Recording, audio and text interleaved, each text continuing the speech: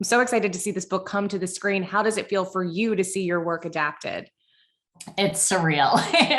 It's one of those things that every author dreams of, I think. And of course, it's exciting when your book gets optioned, but a lot of books get optioned and then they don't actually go anywhere, and it's no fault of the book or anyone involved. It's just how it goes. So for this book to have made that full journey and have gotten to this point with so many talented people involved is really exciting. And to have both the book and the show be so good, you must be just on cloud nine right now. Mark, give me a brief synopsis of the show without giving too much away.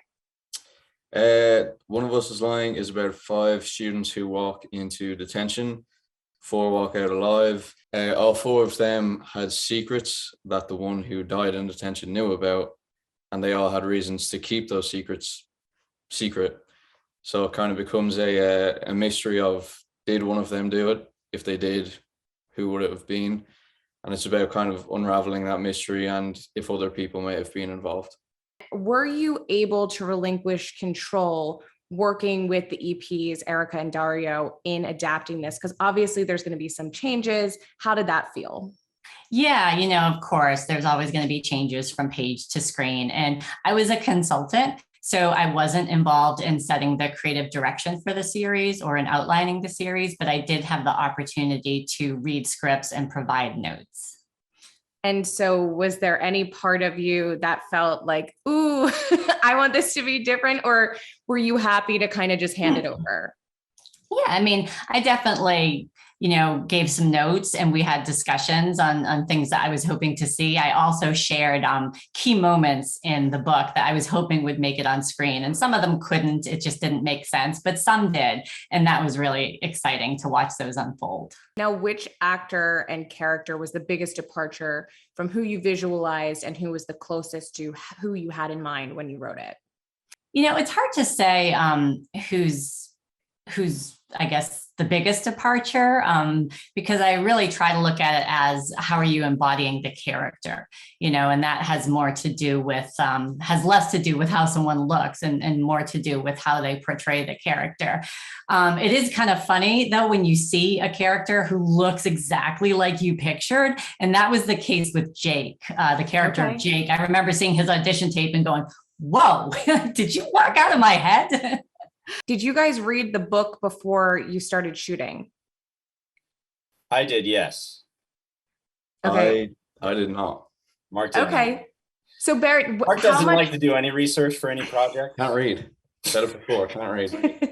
Okay, well, let me start with Barrett. So how much did you take from the book when developing your character? Not too much, really. Usually when it comes to something like that, I wanted to kind of step away from it, just as kind of a process to kind of keep it fresh for me. Yeah. So when it came to Jake, I kind of started from scratch, but I think just kind of naturally there were some paths that were laid out, obviously with the story that kind of obviously mold everything together from what I did and obviously, what Karen created. And then Mark, what is your approach when you get a script and you're going into developing this new person? With this specifically, I had a Zoom call with Erica, the writer, and Jen, who directed the pilot. And they kind of were talking about how they wanted Simon to be different from how he is in the book. Okay. And they were going to change a few aspects about him. So I just decided to avoid the book completely because I didn't want to base it off anything that they weren't going to be using. So I just kind of decided to go into it and create my own Simon, really, rather than going off the book. Okay, so for lovers of the book, how different is the show? I would say that it's faithful to an extent. It's definitely recognizable as being based on its source material, and it does have some moments that you're absolutely going to remember from the book, but it also takes the characters and the plot in some new directions. Now, have either of you gotten any responses yet from fans of the book? Obviously, a select few have seen the show and more will see it soon, but I imagine there have got to be so many people who are so excited to see this adaptation come to the screen. Yeah, I mean, as far as I know, Simon is a terrible person in the book, so I don't think people are too happy with me, but we'll see what happens. Barrett, have you heard anything? All I know is that everybody loves Jake. And when people say that I'm a perfect match, it warms my heart. Readers are so excited. I mean, they've been excited since it was announced. Mhm. They have lots of opinions, on what they want to see. They have been eagerly consuming all of the behind the scenes content that the cast and crew have started sharing.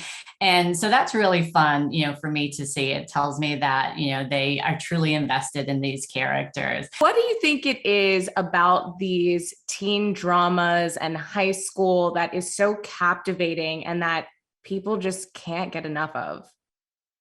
I think it's just the fact of when you're a teenager, the smallest thing feels like the end of the world, and these shows kind of really put that into perspective and kind of actually do make it. Well, this show specifically, being in a murder case as a teenager, kind of could be the end of the world maybe. But in general life, everything as a teenager feels like the end of the world, and I feel like all these kind of teen shows like to heighten and exaggerate that, so it is weirdly relatable in a way. Barrett, what do you think? I think what people really love about it, specifically this one, because it has, the Breakfast Club element to it. Yes. Everybody kind of goes through high school. We've all been there, and they all realize that they've all kind of been, shut into these boxes of who they are and who other people think they are. And I think with this book and other books as well, what they do really well is kind of breaking down those walls for those characters to branch out. And that's exactly what happens in this story. I think, everyone can relate to how we felt at that point in life. It's a very formative time, for one thing. I think your emotions are very close to the surface, and you're figuring out who you are, what is your worldview, who do you want to be, and the choices that you make, kind of carry the weight of that. So it is a time when I think when we look back on it now, we still can feel emotional, and we remember it very vividly. And that hasn't gone away even for me. I'm still so interested in that time of life, and I'm so interested in people at that stage of life. You feel like there was a specific high school or teen book or film growing up that kind of led you or inspired you to make this story?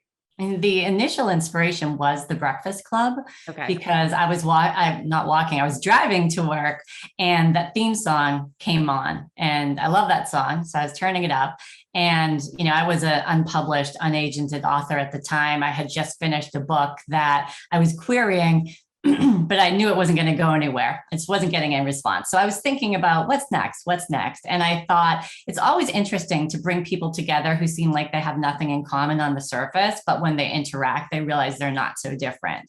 So I thought, what if I did something like that, but with a dark twist? And that's where the idea came from. I'm so glad you said that, because reading and watching it, to me, it's like Breakfast Club meets Pretty Little Liars, which is the perfect pairing, and it's so entertaining. What would you say was like the high school drama that you think of first that really, that you loved when you were growing up, or kind of like gave you that foundation of what it's supposed to look like? I don't really think I watched any growing up. My sister was a huge fan of One Tree Hill. Okay. And I would sometimes sit in while she was watching it, and I'd kind of be like, this is terrible, this is so bad. And then I'd like kind of secretly enjoy it. Yeah, so it definitely was not terrible.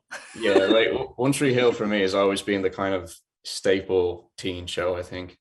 Okay. Friday Night Lights for me was a big one, just because of how real it felt and how the dialogue was very, very quick back and forth and overlapping. I always kind of felt like, even though if anything over the top ever happened, it always felt like it was grounded in reality. And that's usually the kind of teen entertainment that I lean towards. That's actually next on my list. I have not watched Friday Night Lights yet, which is like so wrong of me. You're in for a treat. In America. But I still can't resist a good One Tree Hill episode. For sure. I like that. Now, Barrett, I know you grew up in the States. So did you go to a typical high school? And if so, were you more of a Simon or a Jake? Oh.